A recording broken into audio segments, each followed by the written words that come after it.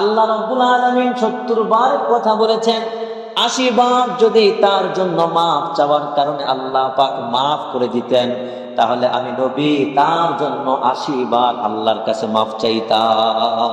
ইয়া রাসূলুল্লাহ, আমার বাবা তো চলে গেছেন, আমার বাবা তো খারাপ ছিল, কিন্তু ইয়া রাসূলুল্লাহ আমি চাই আমার বাবার যে কাফনের কাপড়, এই কাফনের কাপড় অন্য কোনো কাপড় হবে না।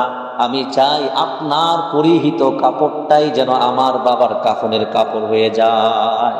এই ৬ প্রকার হচ্ছে বিশ্বাসগত মুনাফিক।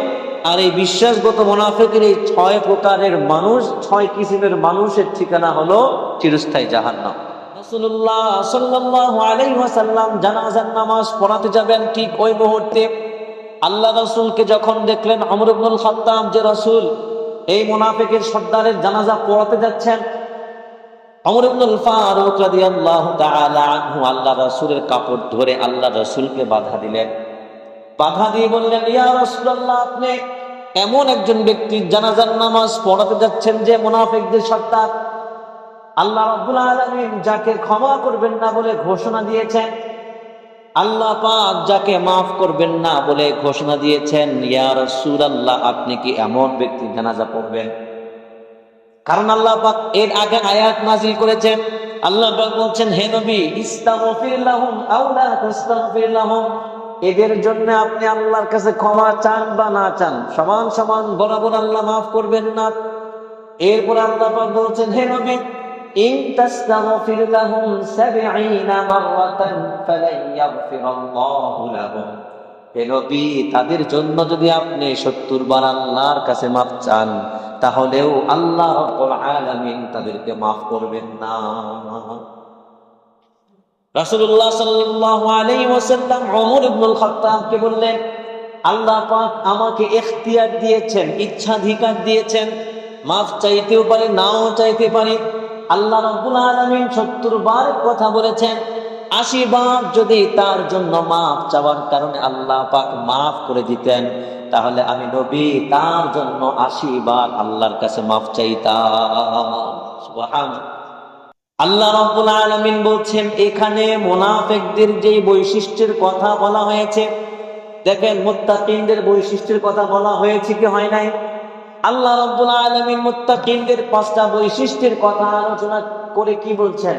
উলাইকা আলা হুদাম মির রাব্বিহিম ওয়া উলাইকা হুমুল মুফলিহুন, এরাই কি প্রকৃত হিদায়াতের উপর আছে এবং এরাই কি প্রকৃত সফলকাম। ঠিক তেমনি ভাবে আল্লাহ রাব্বুল আলামিন মুনাফিকদের কিছু বৈশিষ্ট্যের কথা আলোচনা করে আল্লাহ পাক বলছেন, এরাই হলো ওই লোক যারা হিদায়াতের বিনিময়ে ভ্রষ্টতা গোমরাহিকে খরিদ করে নিয়েছে। আজকে আমরা ৮ নম্বর আয়াত থেকে ১৬ নম্বর আয়াত পর্যন্ত খুব সংক্ষেপে এই আয়াতগুলোর তর্জমা এবং তাফসীরে আলোচনা করার চেষ্টা করব ইনশাআল্লাহ। আমরা প্রথমে আল্লাহ রাব্বুল আলামিন সূরা বাকারার ৫টি আয়াতে মুত্তাকিনদের কথা আলোচনা করেছেন। এরপরে ৬ নম্বর এবং ৭ নম্বর আয়াতের মধ্যে আল্লাহ পাক কাফেরদের কথা আলোচনা করেছেন। আমরা কাফের কত প্রকার ইত্যাদি আমরা আলোচনা করেছি। এখন আল্লাহ পাক মুনাফিকদের সম্পর্কে আলোচনা করবেন। মুত্তাকিনদের ব্যাপারে ৫টা আয়াত, কাফেরদের ব্যাপারে ২টা আয়াত, আর মুনাফিকদের ব্যাপারে আল্লাহ পাক ১৩টা আয়াত এখানে একসাথে এনেছেন। মুনাফিকদের ব্যাপারে আল্লাহ পাক সূরা তাওবা, সূরা নূর, সূরা আলে ইমরান, এই সূরাগুলোর মধ্যে মুনাফিকদের বিভিন্ন আলোকপাত করেছেন। এমনকি স্বতন্ত্র একটা সূরার নামই হলো সূরাতুল মুনাফিকুন। এই মুনাফিকদের সম্পর্কে সতর্ক করার জন্য আল্লাহ পাক স্বতন্ত্র একটা সূরা নাযিল করেছেন, যে সূরার নাম হচ্ছে সূরাতুল মুনাফিকুন। ২৮ নম্বর পারায় আছে সূরাতুল জুমআর পরে। তো আল্লাহ রাব্বুল আলামিন বলছেন, وَمِنَ النَّاسِ مَن يَقُولُ آمَنَّا بِاللَّهِ وَبِالْيَوْمِ الْآخِرِ وَمَا هُمْ بِمُؤْمِنِينَ। আল্লাহ বলছেন, কিছু মানুষ এমন আছে কিছু মানুষ এমন আছে, ইয়াকুলু, যারা বলে আমান্না বিল্লাহ, আমরা আল্লাহর সাথে ঈমান আনলাম, ওয়াবিল ইয়াউমিল আখির, এবং আখিরাত দিবসের প্রতি ঈমান আনলাম। তো আল্লাহ বলছেন কিছু মানুষ এমন আছে যারা বলে আমরা ঈমান আনলাম আল্লাহর উপর, ঈমান আনলাম আখিরাত দিবসের উপর। এর পরক্ষণে আল্লাহ বলছেন ওয়ামা হুম বিমুমিনিন, প্রকৃত পক্ষে তারা মুমিন নয়, প্রকৃত পক্ষে তারা ঈমানদার নয়। তার মানে বোঝা গেল তারা যে বলেছে আমরা ঈমান আনলাম আল্লাহর প্রতি এবং আখিরাত দিবসের প্রতি, সেটা কোথায় আনছে? মুখে আনছে, কিন্তু অন্তরে আনে। তো তারা মুখে বলছে আমরা আল্লাহর প্রতি আখিরাত দিবসের প্রতি ঈমান আনলাম, বলে বলে বেড়ায়। তো আল্লাহ পাক বলছেন, তখন আল্লাহ পাক নির্দিষ্ট করে কোনো মুনাফিককে তালিকাভুক্ত করেন নাই। আল্লাহ বলছেন যে কিছু মানুষ তোমাদের মধ্যে এমন আছে যারা মুখে বলে একটা আর অন্তরে থাকে কি আরেকটা। তো এই শ্রেণীর মানুষদেরকে বলা হয় মুনাফিক। কি বলা হয়? মুনাফিক। আর মুনাফিক এটা এসেছে নিফাকুন শব্দ থেকে। মুনাফিক এর বাংলা হচ্ছে কপটচারী, আর নিফাকুন অর্থ হলো কপটচারিতা। নিফাকুন এর অর্থ হলো বাহিরে বাহিরে কল্যাণ কামনা করা, আর ভিতরে ভিতরে অকল্যাণ কামনা করা। নেফাকি মানে বাহিরে বাহিরে কল্যাণ কামনা করা, আর ভিতরে ভিতরে অকল্যাণ কামনা করা। বাহিরে বাহিরে ভালো ভালো কিছু কামনা করা, কিন্তু ভিতরে ঠিক তার বিপরীত খারাপটা কামনা করা।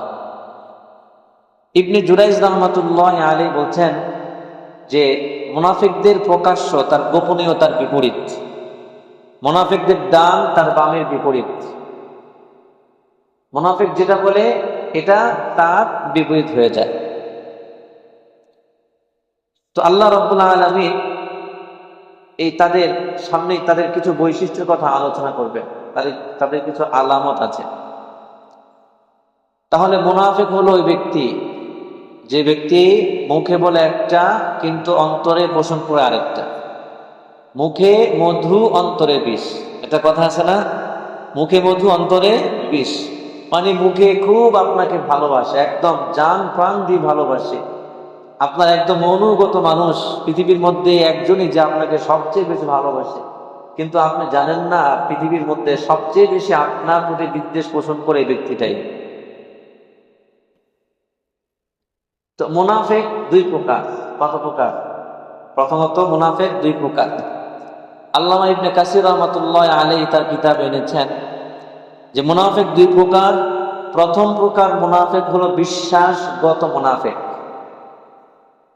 দ্বিতীয় প্রকার হলো কার্যত মুনাফিক। কার্যত মানে কাজকর্মে প্রকাশ করে সে মুনাফিক, আর বিশ্বাসগত মানে তার বিশ্বাসগত ভাবেই সে কি মুনাফিক। এখন এই বিশ্বাসগত মুনাফিক এর ঠিকানা হলো জাহান্নাম, আর কার্যত মুনাফিক যারা এদের ঠিকানা জাহান্নাম না, তবে এরা জঘন্যতম পাপী। বিশ্বাসগত মুনাফিক আবার 6 প্রকার। কত প্রকার? 6 প্রকার। প্রথম প্রকার হলো ওই ব্যক্তি যে মুখে ঈমান এনেছে কিন্তু অন্তরে রাসূলুল্লাহ সাল্লাল্লাহু আলাইহি ওয়াসাল্লামকে মিথ্যা প্রতিপন্ন করে। এটা কি প্রথম প্রকার। দ্বিতীয় প্রকার হলো মুখে, মানে 6টা প্রকার বলা হবে। 6 প্রকার মানে মুনাফিক, মানে মুখে কি আছে? ঈমান আছে, ভিতরে কি আছে সেটা বলছে। প্রথম প্রকার হচ্ছে যে রাসূলুল্লাহ সাল্লাল্লাহু আলাইহি ওয়াসাল্লামকে মিথ্যা প্রতিপন্ন করবে। দ্বিতীয় প্রকার হচ্ছে আল্লাহ পাকের পক্ষ থেকে আল্লাহ রাসূল যা কিছু এনেছেন তার কিয়দাংশকে মিথ্যা প্রতিপন্ন করা। পুরোটা দরকার নাই, অল্প কিয়দাংশ মিথ্যা প্রতিপন্ন করলেই সে বিশ্বাসগত মুনাফিক। 3 নম্বর হলো রাসূলুল্লাহ সাল্লাল্লাহু আলাইহি ওয়াসাল্লামকে ঘৃণা করা, মুখে না অন্তরে। মুখে তো মধু, মুখে তো ঈমান, ঈমানের উপর ঈমান, অন্তরে কি করা? অন্তর দিয়ে নবীজিকে ঘৃণা করা। 3 নম্বর। 4 নম্বর হচ্ছে নবীজি আল্লাহ পাকের পক্ষ থেকে যা কিছু নিয়ে এসেছেন তার কিয়দাংশকে ঘৃণা করা, অপছন্দ করা। 5 নম্বর রাসূল সাল্লাল্লাহু আলাইহি ওয়াসাল্লামের আনিত ধর্মের উন্নতিতে নাখোশ হওয়া, অসন্তুষ্ট হওয়া। অর্থাৎ সে দেখছে আল্লাহ রাসূলের আনিত ধর্ম ইসলামের উন্নতি হচ্ছে, চতুর্দিকে তার ব্যাপক প্রচার প্রসার হচ্ছে, তো এটা দেখে তার মনের মধ্যে অখুশি হওয়া, অসন্তুষ্ট হওয়া, খারাপ লাগা কাজ করা। 6 নম্বর হলো ইসলামের কোনো ক্ষতি হলে, ইসলামের অবনতি হলে, ইসলামের পরাজয় হলে মনে মনে খুব খুশি হওয়া এবং সন্তুষ্ট হওয়া। এ হলো কয় প্রকার? 6 প্রকার। প্রথম প্রকার নবীজিকে মিথ্যা প্রতিপন্ন করা। দ্বিতীয় প্রকার নবীজি যা কিছু আল্লাহর পক্ষ থেকে নিয়ে এসেছেন তার কিয়দাংশকে মিথ্যা প্রতিপন্ন করা। 3 নম্বর নবীজিকে অপছন্দ করা, ঘৃণা করা। 4 নম্বর নবীজি আল্লাহর কাছ থেকে যা কিছু নিয়ে এসেছেন তার কিয়দাংশকে ঘৃণা করা বা অপছন্দ করা। 5 নম্বর ইসলামের উন্নতিতে কি করা? অগ্রগতিতে নাখোশ হওয়া, আর ইসলামের অবনতিতে খুব খুশি হওয়া। এই 6 প্রকার হচ্ছে বিশ্বাসগত মুনাফিক। আর এই বিশ্বাসগত মুনাফিকের এই 6 প্রকারের মানুষ, 6 কিসিমের মানুষের ঠিকানা হলো চিরস্থায়ী জাহান্নাম। আল্লাহ রাব্বুল আলামিন সূরা নিসার এক আয়াতে বলছেন, ইন্নাল মুনাফিকিনা ফিদ দারকিল আসফালি মিনান নার। মুনাফিকরা জাহান্নামের সবচাইতে নিম্ন স্তর, নিকৃষ্ট স্তরে থাকবে। অনেকে এটা মনে করে নিম্ন স্তর মানে আযাব সবচেয়ে কম হয়, না, এটা না। কাফেরদের চাইতে, অর্থাৎ জাহান্নামের সবচাইতে ভয়ঙ্কর খারাপ জায়গা যেটা, সেই জায়গায় স্থান হবে কাদের? মুনাফিকদের। কাফেররা এর চাইতে আরো ভালো থাকবে। কাফেরদের চাইতে নিকৃষ্ট অবস্থায় কারা থাকবে? মুনাফিকরা থাকবে। মন থাকবে তো এই 6টা প্রকার। তাহলে মুনাফিক প্রথমত 2 প্রকার, বিশ্বাসগত মুনাফিক, কার্যত মুনাফিক। বিশ্বাসগত মুনাফিক এটা আমার 6 প্রকার। এই 6 প্রকার কোথায় যাবে? জাহান্নামে যাবে। দ্বিতীয় প্রকার হলো কার্যত মুনাফিক, মানে অন্তরে বিশ্বাসে কিনা, মুনাফিক না, মানে তার কাজ কর্মটা এমন যে এগুলো অনেকটা মুনাফিকদের সাথে মিলে যায়, এগুলো মুনাফিকদের কাজ, মুনাফিকরা এগুলো করে থাকে। তো কার্যত মুনাফিকের অনেকগুলো প্রকার আছে, 5-6টা থাকতে পারে, আমি 4টা পেয়েছি। বুখারী শরীফের 33 নম্বর হাদিস, রাসূলুল্লাহ সাল্লাল্লাহু আলাইহি ওয়াসাল্লাম বলছেন, আয়াতুল মুনাফিকি সালাসাতুন। মুনাফিকের নিদর্শন কয়টা? 3টা। রাসূলুল্লাহ সাল্লাল্লাহু আলাইহি ওয়াসাল্লাম বলছেন, ইদা হাদ্দাসা কাযাবা। প্রথম প্রকার হলো যখন সে কথা বলে তখন মিথ্যা কথা বলে। মুনাফিক কি বলে? যখন কথা বলে তখন মিথ্যা কথা বলে। ইদা হাদ্দাসা কাযাবা, খেয়াল রাখবেন, 1 নম্বর প্রকার। 2 নম্বর, ওয়া ইদা তুমিনা খানা। যখন তার কাছে কোনো কিছু আমানত রাখা হয় তখন সে ওই আমানতের খেয়ানত করে। 3 নম্বর, যখন সে ওয়াদা করে তখন পরক্ষণেই সে ওয়াদা ভঙ্গ করে। এরপর বুখারী শরীফে এই হাদিসের মধ্যে 3টা আছে। বুখারী শরীফের মধ্যে 34 নম্বর পরের হাদিসের মধ্যে আল্লাহ রাসূল বলছেন, আরবাউন মান কুন্না ফীহি কানা মুনাফিকান খালিসা। 4টা স্বভাব এমন আছে যে 4টা স্বভাব যদি কার মধ্যে পাওয়া যায় সে একদম খাঁটি মুনাফিক। এই 3টার কথা তো আছেই। 4 নম্বর যেটা আল্লাহ রাসূল বলেছেন, যখন সে ঝগড়া করে তখন প্রচুর পরিমাণে গালমন্দ করে, গালিগালাজ করে। যখন কি? ওয়া ইদা খাসামা ফাজারা। যখন ঝগড়া করে তখন প্রচুর পরিমাণে গালমন্দ করে। তো এই 4টা হলো মুনাফিকের আলামত। আর এই আলামত গুলো যার মধ্যে থাকবে বোঝা যাবে সে কি? কার্যত মুনাফিক। সে বাস্তবে কি না? মুনাফিক না। অর্থাৎ তার অন্তর ঠিক আছে, মুখও ঠিক আছে, কিন্তু সে এমন ব্যবহার করে, এমন আচরণ করে, তার এই আচরণ দেখে মনে হয় সে কি? মুনাফিকের মতোই কি করছে? আচরণ করছে। তো বলেন তো, মিথ্যা বলা এটা কি সগীরা গুনাহ? কথা বলে না। মিথ্যা বলা কি গুনাহ? কবিরা গুনাহ। আল্লাহ রাসূল বলছেন আস-সিদকু ইউনজি ওয়াল কিযবু ইউহলিক। সত্য মানুষকে মুক্তি দেয় আর মিথ্যা মানুষকে ধ্বংস করে। সমাজের মধ্যে তো প্রচলিত আছে মিথ্যা বলা মহাপাপ, তাহলে কবিরা গুনাহ। এরপরে আল্লাহ রাসূল বলছেন ওয়াইদা তুমি না খানা, কেউ আমানত যদি রাখে এই আমানতের খেয়ানত করা সগীরা গুনাহ। কি গুনাহ? কবিরা গুনাহ। ওয়াইদা ওয়াআদা আখলাফা, যখন সে ওয়াদা করে তখন ওয়াদা সে ভঙ্গ করে। ওয়াদা ভঙ্গ করা সগীরা গুনাহ, কবিরা গুনাহ। এই ওয়াদা ভঙ্গ করার কারণে ইহুদি জাতি আল্লাহর সাথে বহু ওয়াদা করেছে, কিন্তু একটা ওয়াদাও তারা রক্ষা করতে পারে নাই। প্রত্যেকটা ওয়াদা করতো, পরক্ষণেই সেটা ভঙ্গ করে ফেলত। এই জন্য আল্লাহ পাক তাদেরকে ধ্বংস করে দিয়েছেন। 4 নাম্বার, যখন কারোর সাথে ঝগড়া করে তখন কি বলে? গাল মন্দ করে, গালি গালাজ করে। গালি দেওয়া সগীরা গুনাহ?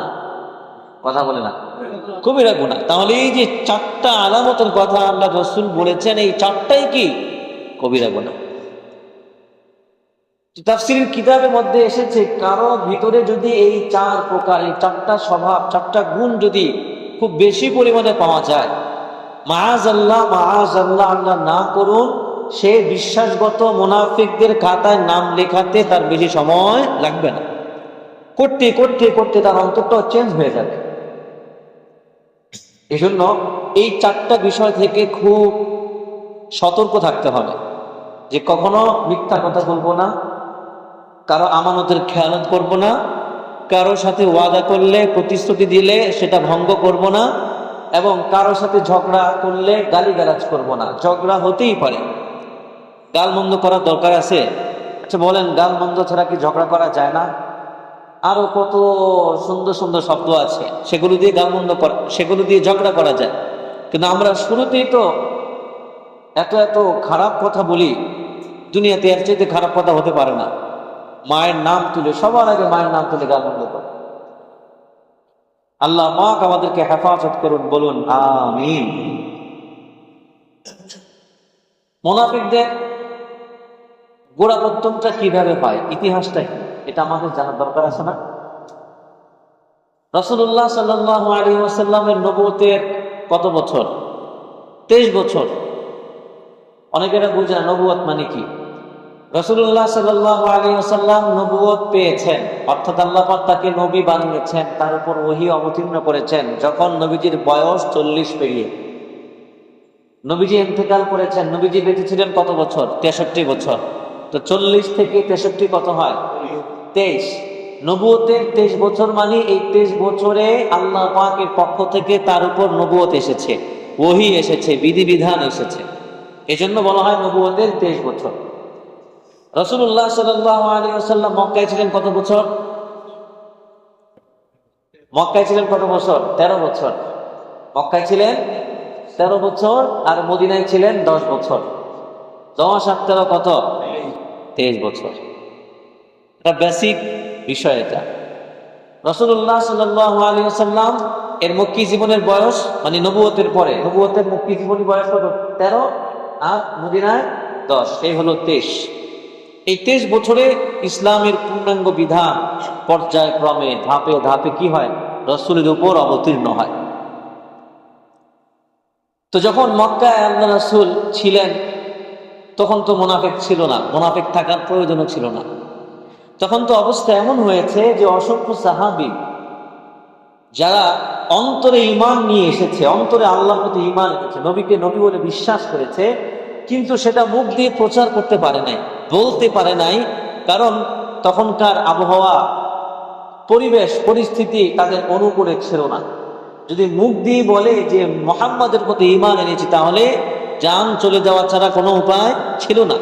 বিধার মুনাফিক তো দূরের কথা, মুনাফিক মক্কায় ছিলই না, বরঞ্চ অনেক সাহাবারা গোপনে গোপনে ঈমান এনেছেন, তাদের ঈমানটাকে কি রেখেছেন? গোপন রেখেছেন, প্রকাশ করেন নাই, কারণ পরিবেশ ছিল না। এরপর রাসূলুল্লাহ সাল্লাল্লাহু আলাইহি ওয়াসাল্লামকে আল্লাহ পাক যখন হিজরত করার আদেশ করলেন, সাহাবায়ে কেরামকে নিয়ে হিজরত করলেন কোথায়? মদিনায়। তো মদিনায় আবার দুইটা গোত্র ছিল, আউস এবং খাজরাজ। এই আউস এবং খাজরাজ অনেকে মনে করে তারা ইহুদি গোত্র। তারা ইহুদি গোত্র না, তারা হচ্ছে পৌত্তলিক গোত্র। তাদের মূল জায়গা ছিল ইয়েমেন। ইয়েমেন থেকে তারা ওখান থেকে চলে এসে তারা এখানে বসত বিটা করেছে মদিনায়, ইয়াসরিবে। তো রাসূলুল্লাহ সাল্লাল্লাহু আলাইহি ওয়াসাল্লাম মদিনায় যাওয়ার পর আউস এবং খাজরাজ গোত্র সাথে সাথে আল্লাহ রাসূলকে নবী মেনে আল্লাহর প্রতি ঈমান এনে মুসলমান হয়ে যায়। সুবহানাল্লাহ। শুধু মুসলমান হয়ে যায় নাই, বরঞ্চ তারা মুসলমান হয়ে আনসারী সাহাবীর মর্যাদা লাভ করেছে। তবে আউস এবং খাজরাজ গোত্রের অল্প কিছু মানুষ ব্যতীত। তো তখন মদিনায় আবার তিনটা ইহুদি গোত্র ছিল। কি গোত্র? ইহুদি গোত্র, বনু কায়নুকা, বনু নাজির, বনু কুরাইজা। বনু কায়নুকা, বনু নাজির, বনু কুরাইজা। আউস এবং খাজরাজ গোত্র তারা ছিল পৌত্তলিক ধর্মের। তারা ইসলাম ধর্ম গ্রহণ করে তারা মুসলমান হয়ে আনসার এই মর্যাদা, এই পদবি তারা কি লাভ করেছে। আর ইহুদিদের মধ্যে এক দুইজন ছাড়া কেউ ইসলাম ধর্ম গ্রহণ করে নাই, যেমন আব্দুল্লাহ ইবনে সালাম রাদিয়াল্লাহু তাআলা আনহু। আউস এবং খাজরাজ গোত্র, এই দুইটা গোত্র পরস্পর বিরোধী ছিল, একে অপরের শত্রু ছিল। তাদের মাঝে বহু আগে একটা যুদ্ধ হয়, বোয়াস নামে একটা যুদ্ধ হয়। তো ইসলাম ধর্ম গ্রহণ করার পর তারা তাদের ওই পিছনের শত্রুতা ভুলে গিয়ে তারা পরস্পরের বন্ধু হয়ে যায়। সুবহানাল্লাহ। আল্লাহ পাক বলছেন না, ইন্নামাল মুমিনুনা ইখওয়া ফাআসলিহু যাতা বাইনিকুম। মুমিনরা পরস্পর ভাই ভাই। মুমিনরা কি এক ভাই, দ্বিনই ভাই। ফাআসলিহু যাতা বাইনিকুম। যদি মুমিনদের মধ্যে দুই গ্রুপের মধ্যে কোনো সংঘর্ষ হয়, ভুল বুঝাবুঝি হয়, তাহলে কি করে দাও? সংশোধন করে দাও, মিলিয়ে দাও। আর আল্লাহ রাসূল তো বলেছেন হাদিসের মধ্যে, আল মুসলিমু, পরেরটা কি? আখুল মুসলিম।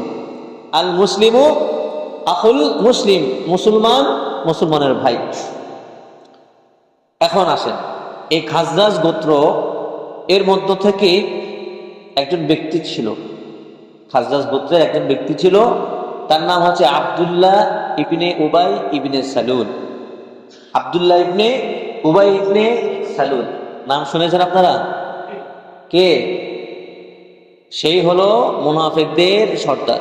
এই নামটা কি মনে রাখবেন, তার চেয়ে বড় মুনাফিক দুনিয়াতে আর আসে নাই। সেই কি করেছে? এটা শুরু করেছে। তো খাজরাজ গোত্রের থেকে আব্দুল্লাহ ইবনে উবাই ইবনে সালুলের কি হয়? জন্ম হয়।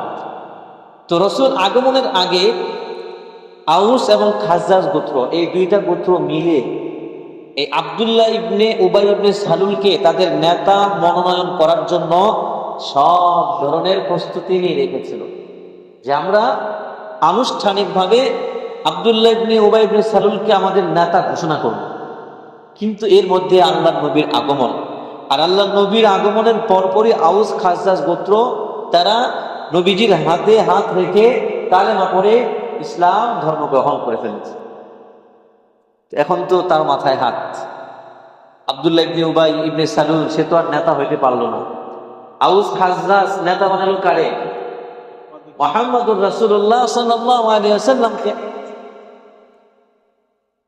তো যেহেতু নবী মুহাম্মদ আসার কারণে তার এই নেতাগিরি বাদ গিয়েছে, এই জন্য তার মনের মধ্যে একটা রাগ, একটা জিদ কাজ করা শুরু করেছে। এক বছর চলে গেছে। দ্বিতীয় হিজরিতে একটি ঐতিহাসিক যুদ্ধ সংঘটিত হয়। যুদ্ধের নাম কি? বদরের যুদ্ধ। দ্বিতীয় হিজরিতে একটি ঐতিহাসিক যুদ্ধ সংঘটিত হয়, যেই যুদ্ধটির নাম হলো, যেই যুদ্ধের সাহাবীদের সংখ্যা কত ছিল? 313 জন। তো বদর যুদ্ধে কারা জয়লাভ করে? 313 জন সাহাবী। আল্লাহ পাকের সরাসরি নুসরতে, সরাসরি সাহায্যে বদর যুদ্ধে মুসলমানরা বিজয় লাভ করে। এই বদর যুদ্ধে কে মারা যায়? আবু জাহেল, উতবা, সাইবা এরা কি এই বদর যুদ্ধে মারা যায়। তো এই বদর যুদ্ধে যখন মুসলমানরা বিজয় লাভ করলো, তখন মুসলমানদের শৌর্য বীর্যের এই কথা পৃথিবীর আনাচে কানাচে ছড়িয়ে পড়তে লাগলো, যে মুসলমানরা তো অনেক শক্তিশালী হয়ে গেছে, তারা তো বদরের প্রান্তরে কাফেরদেরকে, বড় বড় নেতাদেরকে মেরে ফেলছে। তো মোটামুটি ইসলামের বাণী, ইসলামের আওয়াজ, ইসলামের শক্তির, ইসলামী উত্থানের বাতাসটা চতুর্দিকে ছড়িয়ে যেতে লাগছিল। আস্তে আস্তে মানুষ ইসলামে দীক্ষিত হচ্ছিল। তো আব্দুল্লাহ ইবনে উবাই ইবনে সালুল দেখলো যে অবস্থা তো খারাপ, সবাই তো মুহাম্মদকে নেতা হিসেবে গ্রহণ করছে, মুহাম্মদের ধর্মকে গ্রহণ করছে, মুহাম্মদকে নবী মানছে, দিন দিন মুহাম্মদের সাপোর্ট বেড়ে যাচ্ছে, এটা তার সহ্য হয় নাই। তখন সে কি করলো, একটা টিম গঠন করলো। টিম গঠন করলো যে আমাদের উদ্দেশ্য হলো ইসলামটাকে ধ্বংস করা। তবে আমরা কাফের মুশরিক হয়ে সেটা করতে পারবো না। আমরা মুখোশধারী হয়ে, মুখোশ পরে, ইসলামের মুখোশ পরে, মুসলমান নাম ধারণ করে, মুখে কালেমা পড়ে আমরা ঈমান আনবো, কিন্তু অন্তরে আমরা ইসলামের বিরুদ্ধে বিদ্বেষ পোষণ করব। আর আমরা মুসলমানদের মধ্যে মুসলমান নামধারী হয়ে প্রবেশ করে আমরা ইসলামটাকে ধ্বংস করার সর্বাত্মক চেষ্টা করি। তো তার কিছু সাক্ষাৎ তো আছেই, সবাই কি মুনাফিক হয়ে যায়। এই যে এখান থেকে কি মুনাফিকদের গোড়াপত্তন। মুনাফিকরা ইসলামকে ক্ষতি করার বহু চেষ্টা করেছে। উহুদের যুদ্ধে, বদর যুদ্ধের পর যে যুদ্ধ সংঘটিত হয় উহুদ যুদ্ধে, আব্দুল্লাহ ইবনে উবাই ইবনে সালুল আল্লাহ রাসূলের কাছে যায়, গিয়ে মুখে মুখে কি ঈমান আনে। তার সাঙ্গপাঙ্গ যারা আছে সবাই মিলে কি ঈমান আনে, কিন্তু সেটা কি মুখে মুখে। উহুদ যুদ্ধের দিন আব্দুল্লাহ ইবনে উবাই ইবনে সালুল, সেও তো এখন মুসলমানদের পক্ষে বাহ্যিকভাবে।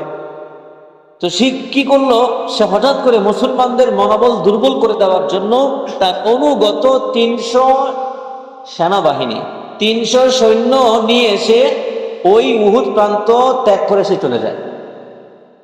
তার উদ্দেশ্য ছিল যে এই কারণে মুসলমানরা যেন উহুদ যুদ্ধ না করে, তারা যেন মনোবল হারিয়ে, তারা যেন পরাজয় বরণ করে। কিন্তু তারা কি পরাজয় বরণ করেছে? তারা এই উহুদ যুদ্ধে মুসলমানরা বিজয় লাভ করেছে। খন্দকের যুদ্ধে মুসলমানদেরকে তারা যেন যুদ্ধ থেকে ফিরে আসে, তাদের মনোবল দুর্বল করার জন্য বিভিন্নভাবে চেষ্টা করেছে, কিন্তু পারে নাই। ইভেন তাবুক যুদ্ধ, নবম হিজরিতে যে যুদ্ধটা সংঘটিত হয়, আল্লাহ পাক বলছেন যে তারা মুসলমানদেরকে থামানোর জন্য, যুদ্ধে না যাওয়ার জন্য এই কথাও পর্যন্ত বলেছে, লা তানফিরু ফিল হার, এই এখন অনেক বাহিরে প্রচুর গরম, এখন বাহিরে গেলে অবস্থা খারাপ হয়ে যাবে, যাইস না, পরিবেশ ঠান্ডা হোক তারপরে। কথা বুঝতে পারছেন? এই কথা বলতেছে কাদেরকে? যাদের অন্তর এবং মুখে কি ঈমান, যাদের অন্তরও ঠিক আছে, মুখও কি ঠিক আছে, অর্থাৎ যারা প্রকৃত ঈমানদার।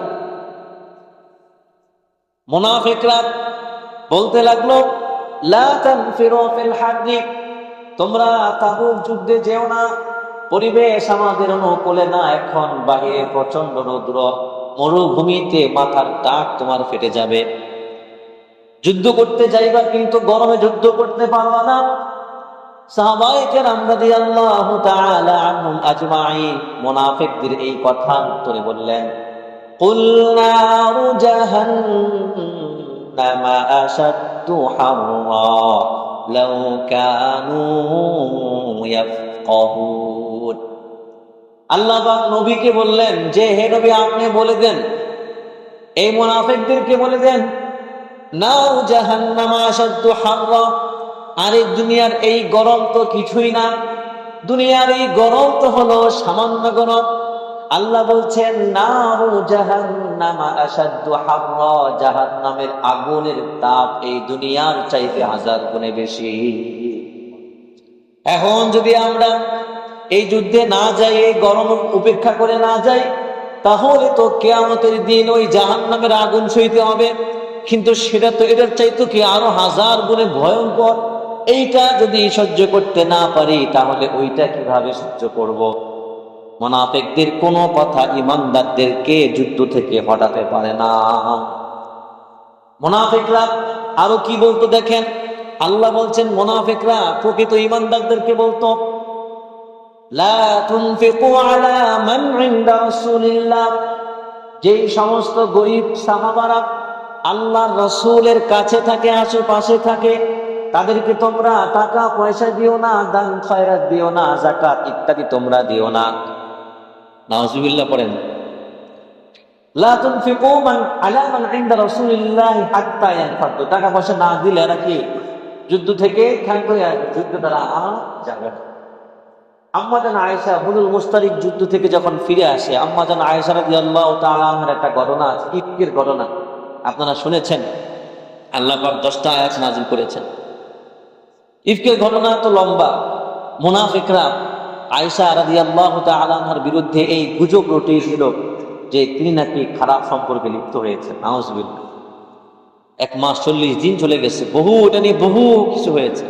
এরপর আল্লাহ পাক 10টা আয়াত নাযিল করে এটা জানিয়ে দিয়েছেন যে আম্মা জান আয়েশা রাদিয়াল্লাহু তাআলা আনহা ছিলেন পুত পবিত্র, তার কোনো কিছু হয়নি। তো এটা করছে কারা? মুনাফিক। আরো কোরআনের অনেক জায়গায় আছে এই মুনাফিক অনেক চেষ্টা করেছে ইসলামটাকে দাবিয়ে দেওয়ার জন্য, কিন্তু পারে না। প্রথমে আল্লাহ রাব্বুল আলামিন মুসলমানদেরকে সতর্ক করেছেন যে তোমাদের মাঝে কিন্তু মুনাফিক আছে, মুখে বলে একটা কিন্তু অন্তরে পোষণ করে আরেকটা, লালন করে আরেকটা। তো যাই হোক, দেখেন আব্দুল্লাহ ইবনে উবাই ইবনে সালুল, সে হলো মুনাফিকদের লিডার, কিন্তু তার কথা ছিল খুবই মধুর, কথার মধ্যে মধু আর মধু। আল্লাহ পাক 2 নাম্বার পারা সূরা বাকারার 2 নাম্বার পারার পৃষ্ঠার প্রথম আয়াতে আল্লাহ বলছেন, ওয়ামিনান নাসি মান ইউআজিবুকা কাউলুহু ফিল হায়াতিদ দুনিয়া ওয়া ইউশহিদুল্লাহা আলা মা ফি কলবি। হে নবী, কিছু মানুষের কথা আপনাকে খুব মুগ্ধ করে এই পার্থিব জীবনে, ওয়া ইউশহিদুল্লাহা আলা মা ফি কলবি, এবং আল্লাহর কসম কইরা বলে যে অন্তরে কি আছে? ঈমান আছে। ওয়া হুয়া আলাদুল খিসাম, কিন্তু তারা প্রচুর ঝগড়াটে। তো এই আয়াতের শানে নজুল, এই আয়াত নাযিল হয়েছে আব্দুল্লাহ ইবনে উবাই ইবনে সালুলের প্রেক্ষাপটে, কারণ তার কথা এত সুন্দর ছিল নবীজি মুগ্ধ হয়ে যাইতেন। নবীজি মনে করতেন সে যেটা বলছে এটাই মনে হয় তার অন্তরের কথা, অথচ মুখে যেমন মধু তার চাইতে দ্বিগুণ বিষ কোথায় আছে? দিলের মধ্যে আছে। এই আব্দুল্লাহ ইবনে উবাই ইবনে সালুলের সন্তান আবার পাক্কা ঈমানদার ছিল, মুনাফিকদের সর্দার। এই মুনাফিকদের সর্দারের ঘরে কি একজন পাক্কা ঈমানদার, পাক্কা সাহাবী ছিলেন। সুবহানাল্লাহ। আব্দুর রহমান তার নাম ছিল। আল্লাহ কাফেরের ঘরে ঈমানদার তৈরি করেছেন কি করেন নাই? ফিরআউনের স্ত্রী কি ছিলেন? হ্যাঁ, ঈমানদার ছিলেন। আবার নবীদের স্ত্রীরাও কি ঈমানদার হতে পারে নাই? যেমন লূত আলাইহিস সালামের স্ত্রী, আবার ইব্রাহিম আলাইহিস সালামের বাবা, রাসূলুল্লাহ সাল্লাল্লাহু আলাইহি ওয়াসাল্লামের চাচা, আরো আছে। তো হ্যাঁ, নূহ আলাইহিস সালামের ছেলে, এটা কোরআনে আছে। তো এই আব্দুল্লাহ ইবনে উবাই ইবনে সালুল এখন 9ম হিজরিতে তাবুক যুদ্ধের পর মারা গেছে। এখন মারা যাওয়ার পর তার ছেলে তো পাক্কা ঈমানদার, তার ছেলের তো কোনো কি নাই, সমস্যা নাই। এখন তো জানাজা পড়াইতে হবে। কার পড়াইতে হবে? নবীজির পড়াইতে হবে। নবীজি জানতেন যে অনেক মুনাফিক আছে। আস্তে আস্তে আল্লাহ পাক মুনাফিকদের মুখোশটাকে উন্মোচন করে দিয়েছেন, এক পর্যায়ে চিহ্নিতও করে দিয়েছেন, কিন্তু রাসূল বৃহত্তর স্বার্থে কিছু বলতেন না। রাসূল চাইলে হত্যা করতে পারতেন, ধরে ধরে হত্যা করতে পারতেন, কারণ তারা কি না, ঈমানদার না, তারা কাফেরদের চাইতে আরো খারাপ, মুনাফিক। হ্যাঁ, ভিতরে থেকে বিষ দিয়ে পুরা ভিতরের পরিবেশটাকে নষ্ট করার চেষ্টা করতো তারা। কিন্তু নবীজি হত্যা না করার অনেকগুলো হিকমত ছিল। এর মধ্যে একটা হলো, যেহেতু আব্দুল্লাহ ইবনে উবাই ইবনে সালুল ছিল খাজরাজ গোত্রের নেতা হয় নাই, তো নেতা না হইলেও তাদের তো প্রধান, এখন দলীয় প্রধান। তো এখন যদি তাকে হত্যা করে তাহলে খাজরাজ গোত্রের মানুষদের দিলের মধ্যে কষ্ট যাবে, তারা অনেক বড় দল ছিল, গোত্র ছিল। আবার রাসূলুল্লাহ সাল্লাল্লাহু আলাইহি ওয়াসাল্লামের নামে বদনাম ছড়িয়ে যাবে যে মুহাম্মদ তার নিজের লোকদেরকে হত্যা করে। আবার আল্লাহ রাসূল সাল্লাল্লাহু আলাইহি ওয়াসাল্লাম বলেছেন যে আমাকে নির্দেশ দেওয়া হয়েছে যে কালেমা বলার আগ পর্যন্ত যেন আমি হত্যা করি, কিন্তু কালেমা বলে ফেললে তাকে আর কি হত্যা করা যাবে না। আবার এক সাহাবী একজনকে হত্যা করে ফেলছে, তো সে কাফের ছিল, কিন্তু হত্যা করার মুহূর্তে সে কালেমা পড়ছে। এখন যে সাহাবী মেরে ফেলছে কাফেরটাকে, সেই সাহাবী মনে করছে যে এখন বাঁচার জন্য কালেমা পড়তেছে। তো হত্যা করার পরে এই ঘটনা আল্লাহ নবীর কাছে গিয়ে পেশ করছে, ইয়া রাসূলুল্লাহ, একজন কাফের আমার থেকে বাঁচার জন্য কালেমা পড়ছে। নবীজি তাকে ধমক দিয়েছেন। নবীজি বলছেন হয়তো সে অন্তর দিয়ে কালেমা পড়েছে, তুমি তাকে কেন হত্যা করলা? তো নানাবিধ কারণে রাসূল কি করেন নাই, হত্যা করেন নাই। এখন যখন মারা গেছে, তখন তার সন্তান আব্দুর রহমান আল্লাহ রসুলের কাছে আসলেন। রাসূলুল্লাহ সাল্লাল্লাহু আলাইহি ওয়াসাল্লামের কাছে এসে বলল, ইয়া রাসূলুল্লাহ, আমার বাবা তো চলে গেছেন, আমার বাবা তো খারাপ ছিল, কিন্তু ইয়া রাসূলুল্লাহ, আমি চাই আমার বাবার যে কাফনের কাপড়, এই কাফনের কাপড় অন্য কোনো কাপড় হবে না। আমি চাই আপনার পরিহিত কাপড়টাই যেন আমার বাবার কাফনের কাপড় হয়ে যায়। রাসূলুল্লাহ সাল্লাল্লাহু আলাইহি ওয়াসাল্লাম নিজের জামাটা খুলে দিলেন আব্দুর রহমানকে। আর রাসূলুল্লাহ সাল্লাল্লাহু আলাইহি ওয়াসাল্লামের এই জামা সন্তান তার পিতা আব্দুল্লাহ ইবনে উবাই ইবনে সালুলকে কাফনের কাপড় হিসেবে পরিয়ে দিল। এখন জানাজার নামাজ পড়ার সময় রাসূলুল্লাহ সাল্লাল্লাহু আলাইহি ওয়াসাল্লাম জানাজার নামাজ পড়াতে যাবেন। মুসলিম শরীফের হাদিস কিন্তু এটা। রাসূলুল্লাহ সাল্লাল্লাহু আলাইহি ওয়াসাল্লাম জানাজার নামাজ পড়াতে যাবেন, ঠিক ওই মুহূর্তে আল্লাহ রাসূলকে যখন দেখলেন ওমর ইবনুল খাত্তাব যে রাসূল এই মুনাফিকের সর্দারের জানাজা পড়াতে যাচ্ছেন, ওমর ইবনুল ফারুক রাদিয়াল্লাহু তাআলা আনহু আল্লাহ রাসূলের কাপড় ধরে আল্লাহ রাসূলকে বাধা দিলেন। বাধা দিয়ে বললেন, ইয়া রাসূলুল্লাহ, আপনি এমন একজন ব্যক্তির জানাজার নামাজ পড়াতে যাচ্ছেন যে মুনাফিকদের সর্দার। আল্লাহ রাব্বুল আলামিন যাকে ক্ষমা করবেন না বলে ঘোষণা দিয়েছেন, আল্লাহ পাক যাকে মাফ করবেন না বলে ঘোষণা দিয়েছেন, ইয়া রাসূলুল্লাহ, আপনি কি এমন ব্যক্তির জানাজা পড়বেন? কারণ আল্লাহ পাক এর আগে আয়াত নাযিল করেছেন, ইস্তাগফির লাহুম আও লা তাস্তাগফির লাহুম ইন তাস্তাগফির লাহুম ৭০ মাররাতান ফালান ইয়াগফিরাল্লাহু লাহুম। আল্লাহ পাক বলছেন, হে নবী, ইস্তাগফির লাহুম আও লা তাস্তাগফির লাহুম, এদের জন্য আপনি আল্লাহর কাছে ক্ষমা চান বা না চান, সমান সমান বরাবর আল্লাহ মাফ করবেন না। এরপর আল্লাহ পাক বলছেন, হে নবী, ইন তাস্তাগফির লাহুম ৭০ মাররাতান ফালান ইয়াগফিরাল্লাহু লাহুম, হে নবী, তাদের জন্য যদি আপনি ৭০ বার আল্লাহর কাছে মাফ চান, তাহলেও আল্লাহ রাব্বুল আলামিন তাদেরকে মাফ করবেন না। রাসূলুল্লাহ সাল্লাল্লাহু আলাইহি ওয়াসাল্লাম ওমর ইবনুল খাত্তাবকে বললেন, আল্লাহ পাক আমাকে ইখতিয়ার দিয়েছেন, ইচ্ছাধিকার দিয়েছেন, মাফ চাইতেও পারি, নাও চাইতে পারি। আল্লাহ রাব্বুল আলামিন ৭০ বার কথা বলেছেন, ৮০ বার যদি তার জন্য মাফ চাওয়ার কারণে আল্লাহ পাক মাফ করে দিতেন, তাহলে আমি নবী তার জন্য ৮০ বার আল্লাহর কাছে মাফ চাইতাম। সুবহানাল্লাহ। এই জন্যই তো নবীজি কি রাহমাতুল লিল আলামিন, মায়ার নবী, দয়ার নবী। আমার নবীর মতো দয়া আর কোন নবী ছিল? কোন মানুষের ছিল? কোন মানুষের ছিল না, কোন নবীর ছিল না। আমার নবীর যেমন দয়া ছিল, মায়া ছিল। রাসূলুল্লাহ সাল্লাল্লাহু আলাইহি ওয়াসাল্লাম এই কথা বলে ওমরকে সরিয়ে দিলেন। রাসূলুল্লাহ সাল্লাল্লাহু আলাইহি ওয়াসাল্লাম তারপরে জানাজার নামাজ পড়ায় ফেললেন। জানাজার নামাজ পড়ানোর পর আল্লাহ রাব্বুল আলামিন কোরআনুল কারীমের আয়াত নাযিল করে দিলেন। আল্লাহ পাক বললেন, ওয়ালা তুসাল্লি আলা আহাদিন মিনহুম মাতা আবাদান ওয়ালা তাকুম আলা কবরি। হে মুহাম্মদ, আপনি তো একজনের জানাজা পড়ে ফেলেছেন ভালো, কিন্তু নেক্সটে মুনাফিকদের জানাজার নামাজ পড়া আপনার জন্য বৈধ না। নেক্সটে কোন মুনাফিক যদি মারা যায়, তাহলে তার জানাজার নামাজ আপনি পড়তে পারবেন না। কোন মুসলমান, কোন মুমিন ব্যক্তি তার জানাজার নামাজ পড়বে না। কেন পড়বে না? আল্লাহ পাক বলছেন, ইন্নাহুম কাফারু বিল্লাহি ওয়া রাসূলিহি, কারণ তারা আল্লাহ এবং তার রাসূলকে কি করেছে? অস্বীকার করেছে। ওয়ামাতু ওয়া হুম ফাসিকুন, আর তারা যখন মারা যায় তখন তাদের অবস্থা ছিল যে তারা পাপাচারী, তারা গুনাহগার। এখন আর জানাজা পড়ে লাভ নাই। তো আব্দুল্লাহ ইবনে উবাই ইবনে সালুলের জানাজার নামাজ পড়েছেন, এরপরে কোন মুনাফিকের জানাজার নামাজ পড়ার বৈধতা আল্লাহ পাক কি দেন নাই। তো এরপর আল্লাহ রাব্বুল আলামিন বলছেন মুনাফিকদের কিছু বৈশিষ্ট্যের কথা। এখন শুধু আয়াত পড়বো আর তর্জমা করবো, ঠিক আছে? আল্লাহ রাব্বুল আলামিন বলছেন 9 নম্বর আয়াতে, ইউখাদিউনাল্লাহা ওয়াল্লাযীনা আমানু।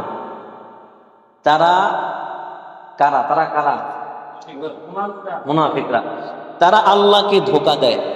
ওয়াল্লাযীনা আমানু, এবং যারা ঈমানদার তাদেরকে ধোঁকা দেয়। ধোঁকাটা কিভাবে দেয়? আসলটা ভিতরে লুকিয়ে রেখে নকলটা তাদেরকে বলে। কথা বুঝেন না? এটাই তো ধোঁকা। মানে সত্যটা না বলে মিথ্যাটা বলে। আপনি একটা দোকানে গেছেন, ভাই এই জামাটা কত? তখন সে বলে না, ভাই এই জামাটা এত টাকা দিয়ে কিনা, আপনার কাছে এত টাকা বিক্রি করছে। সত্যটা অনেক দোকানদার কি বলতে চায় না, আসল যেটা সেটা লুকিয়ে মিথ্যাটা বলে। তো তারা মনে করে যে এইভাবে বইলা আল্লাহকেও ধোঁকা দিতেছি, মোহাম্মদকেও ধোঁকা দিতেছি। আর যারা মুমিন তাদেরকেও কি ধোঁকা দিচ্ছে। তারা মনে করতেছে আমরাও ইমানদার, আসলে আমরাও তো ইমানদার না। তারা তো প্রতারিত হচ্ছে আমাদের এই মুখের কথার দ্বারা। আল্লাহ রাব্বুল আলামিন বলছেন তারা আল্লাহ এবং যারা ঈমান এনেছে, ঈমানদার, এদেরকে ধোঁকা দেয়। তাদের ভাষ্য মতে আল্লাহ রাব্বুল আলামিন বলছেন ওয়া মা ইয়াফতাউনা ইল্লা আনফুসাহুম ওয়া মা ইয়াশউরুন। আল্লাহ বলছেন তারা কাউকে ধোঁকা দিতে পারে না, ইল্লা আনফুসাহুম, কেবল নিজেদেরকে ছাড়া। অর্থাৎ নিজেরাই নিজেদেরকে ধোঁকা দিচ্ছে। এর মাধ্যমে ঈমানদার এবং আল্লাহ এবং তার রাসূলকে তারা ধোঁকা দিতে পারছে না। ওয়া মা ইয়াশউরুন, আল্লাহ বলছেন তারা নিজেদেরকে ধোঁকা দিচ্ছে প্রকারান্তরে, এটা তারা নিজেরা বুঝতেই পারছে না, অনুভব করতে পারছে না।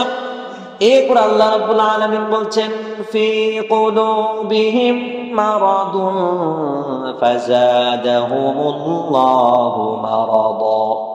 আল্লাহ বলছেন তাদের অন্তরে ব্যাধি আছে। কাদের অন্তরে? কথা বলেন, কাদের অন্তরে? মুনাফিকদের অন্তরে ব্যাধিটা কি? জ্বর, কাশি, ঠান্ডা, হ্যাঁ, টাইফয়েড জ্বর, কিডনিতে সমস্যা, ফুসফুসের সমস্যা, হার্ট ব্লক হয়ে গেছে। তাহলে কি রোগটা কি? এই রোগটা হইল সন্দেহ, সংশয়। কি? সন্দেহ, সংশয়। ইসলাম নিয়ে, কোরআন নিয়ে, হাদিস নিয়ে, নবীকে নিয়ে তাদের সন্দেহের অন্ত ছিল না। খালি সন্দেহ করতো, সংশয় করতো। তো এইটাই তাদের অন্তরের রোগ। তো আল্লাহ বলছেন যেহেতু এই রোগটাকে তারা পোষণ করছে, আল্লাহ বলছেন ফাযাদাহুমুল্লাহু মারাদা, যে আল্লাহ পাক তাদের এই রোগকে আরো বৃদ্ধি করে দিয়েছেন। মানে আরো সন্দেহ, আরো সংশয় আল্লাহ পাক বাড়ায় দিয়েছেন। বলেন তো এখন কি দ্রুত ঈমান আনতে পারবে, নাকি আরো কঠিন হয়ে গেল? আরো কঠিন হয়ে গেল। আল্লাহ পাক বলছেন ওয়ালাহুম আযাবুন আলীমুন, তাদের জন্য রয়েছে যন্ত্রণাদায়ক শাস্তি। কেন? বিমা কানু ইয়াকযিবুন, কারণ তারা মিথ্যা প্রতিপন্ন করত, মিথ্যা কথা বলত। ওই যে ভিতরে একটা, মুখে কি আরেকটা, মুখে একটা, ভিতরে আরেকটা। মিথ্যা, সত্য লুকিয়ে তারা মিথ্যার আশ্রয় নিত। এরপর আল্লাহ পাক তাদের কিছু বৈশিষ্ট্যের কথা আলোচনা করেছেন। আল্লাহ পাক বলছেন وَإِذَا قِيلَ لَهُمْ لَا تُفْسِدُوا فِي الْأَرْضِ قَالُوا إِنَّمَا نَحْنُ مُصْلِحُونَ। আল্লাহ পাক বলছেন যখন তাদেরকে বলা হয়, কাদেরকে বলা হয়? মুনাফিকদেরকে বলা হয় লা তুফসিদু ফিল আরদি, তোমরা জমিনে ফিতনা ফাসাদ সৃষ্টি কইরো না। অর্থাৎ মুখে একটা, অন্তরে একটা, এরকম স্বভাব তোমরা পোষণ করে তোমরা মুসলমানদের মধ্যে বিশৃঙ্খলা সৃষ্টি কইরো না। সংশয়, সন্দেহ তোমাদের মধ্যেই থাক, সেটা অন্য ঈমানদারদের মনের মধ্যে ঢুকায়া তাদের ঈমানকে তোমরা হারাম করে ফেলো না। যখন তাদেরকে এই উপদেশ দেওয়া হয় তখন তারা কি বলে জানেন? তখন তারা বলে, আল্লাহ পাক বলছেন তখন তারা বলে ইন্নামা নাহনু মুসলিহুন, আর খেয়ে দিয়ে কোনো কাম নাই, আমরা ফাসাদ সৃষ্টি করব। ইন্নামা নাহনু মুসলিহুন, আর আমরাই তো আসল সংশোধনকারী। আমরাই তো আসল সংশোধনকারী, আমরাই তো ভালো। প্রকৃত ভালো যদি কেউ থাকে তাহলে সেটাই হচ্ছে আমরা ফাসাদ সৃষ্টি করতে যাব কিভাবে, কেন? ভূতের মুখে রাম রাম। আল্লাহ বলছেন যে ইন্নামা নাহনু মুসলিহুন, তাগিদ দিয়ে বলছেন। তারা বলে আরে আমরাই তো সংশোধন করি, আমরা আবার ফাসাদ সৃষ্টি করতে যাব কেন? এই হলো একটা স্বভাব। দ্বিতীয় স্বভাব আল্লাহ বলছেন, ও এরপর আল্লাহ বলছেন আয়াতের শেষ অংশ, আলা ইন্নাহুম হুমুল মুফসিদুনা ওয়ালাকিন লা ইয়াশউরুন। আল্লাহ বলছেন জেনে রাখো, শুনে রাখো, তারাই প্রকৃতপক্ষে ফাসাদ সৃষ্টিকারী, ওয়ালাকিন লা ইয়াশউরুন, কিন্তু তারা সেটা বুঝতে পারে না, উপলব্ধি তারা করতে পারে না। আল্লাহ বলছেন وَإِذَا قِيلَ لَهُمْ آمِنُوا كَمَا آمَنَ النَّاسُ قَالُوا, যখন তাদেরকে বলা হয় এই তোমরা অন্তরে অন্যটা লুকায় রাখো না, তোমাদের জবানে যেটা আছে সেটা যেন অন্তরেই থাকে, অন্তরে যেটা আছে সেটা যেন জবানে থাকে, অন্তর এবং জবানের মিল যেন থাকে। তোমরা ঈমান আনো কামা আমানান নাস, ঈমানদাররা আছে, প্রকৃত সাহাবারা আছে, এরা যেমন ঈমান এনেছে, আল্লাহর কোরআনের প্রতিটা বিধান মেনে চলছে, রাসূলের প্রতিটা কথা মেনে চলছে, রাসূলের কথার উপর কোনো আপত্তি করে নাই, ঠিক তেমনি তোমরাও তাদের মতো ঈমান আনয়ন করে রাসূলের প্রত্যেকটা কথা তোমরা অনুসরণ করো। অর্থাৎ তাদের মতো কি করো? ঈমান আনো।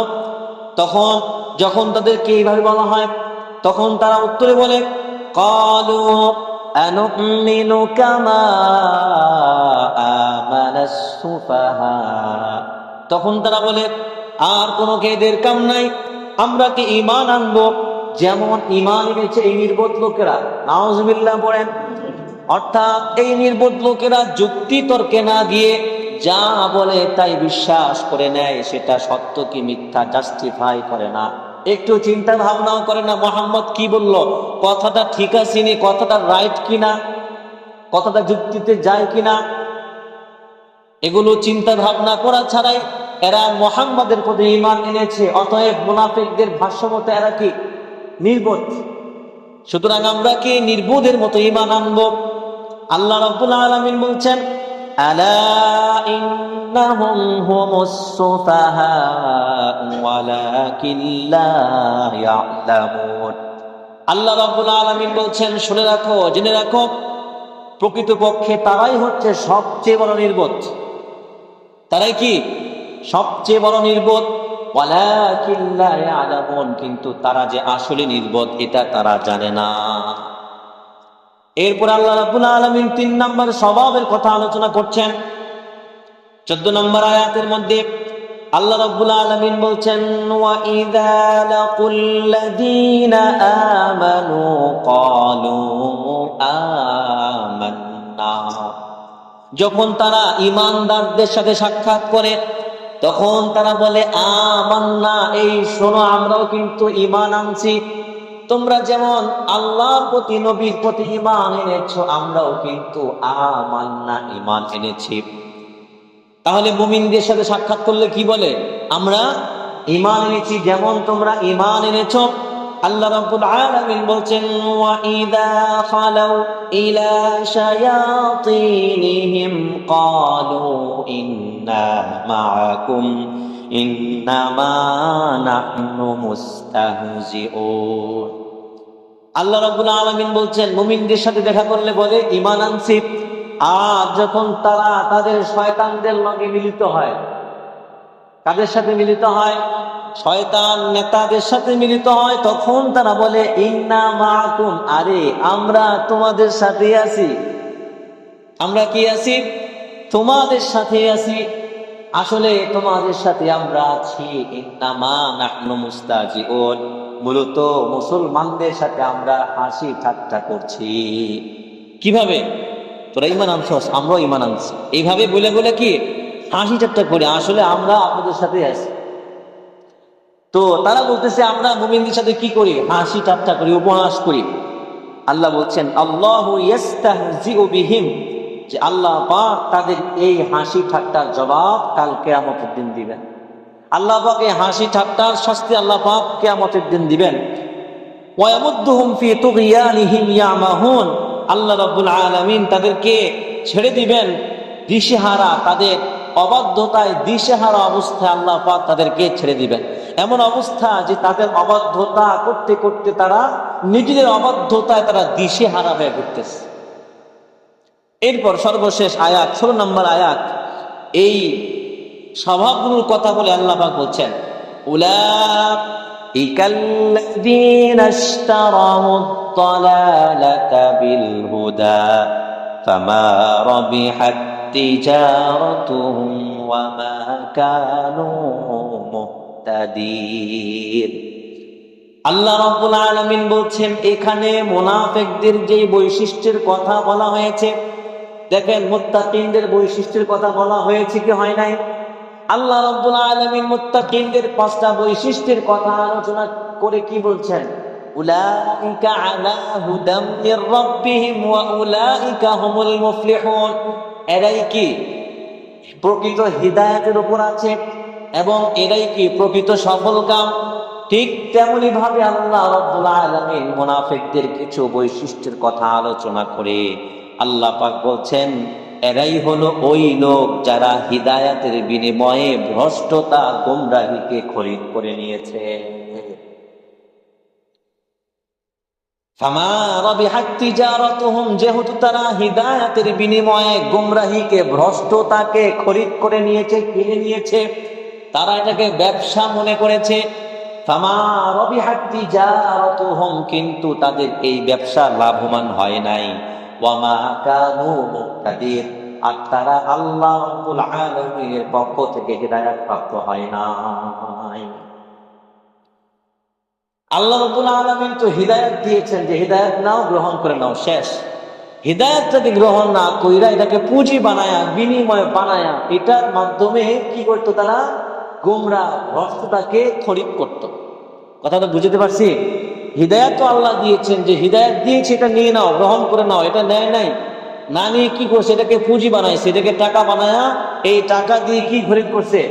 ভ্রষ্টতা গোমরাহিকে তারা খরিদ করছে। খরিদ করে করে নিজেদের ঠিকানা কি বানাইছে? জাহান্নাম বানাইছে। ওরা মনে করেছে আমাদের এই ব্যবসাতে আমরা লাভবান হয়ে যাচ্ছি। লাভবান মানে আমরা মুসলমানদের মধ্যে বিশৃঙ্খলা সৃষ্টি করে দিচ্ছি, শত্রুতা সৃষ্টি করে দিচ্ছি, আমাদের খুব লাভ হচ্ছে, আর মুখে বলছে আমরা ঈমান আনছি।